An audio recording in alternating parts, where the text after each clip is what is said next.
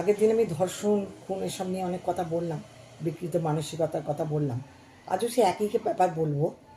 Ragging, স্কুলে যে বুলি হওয়া, এগুলোও কিন্তু সেই একই বিকৃত মানসিকতারই পরিচয়।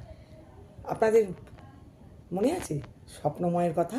যাদবপুরে কদিন আগে ছেলেটা কিভাবে চলে গেল তার বন্ধুদেরই অত্যাচারে।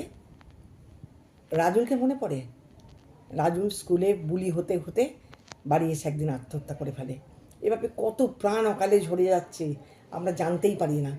আমরা অনেক কথা তো আমাদের এখানে এসে পৌঁছয় না, আমরা জানতে পারি না। তা আমার যেটুকুনি ক্ষুদ্র বুদ্ধিতে মনে হয়েছে, যেহেতু আমি একটা এনজিও চালাই, এনজিওতে আমাদের গ্রামে কিন্তু আমরা সপ্তাহে একটা দিন করে বাচ্চাদের সঙ্গে কাউন্সিলিং করাই। আর সেই কাউন্সিলিং করতে গিয়ে দেখেছি অনেক বাচ্চাদের মধ্যে আমরা অনেকটা হলেও পরিবর্তন ঘটাতে পারি।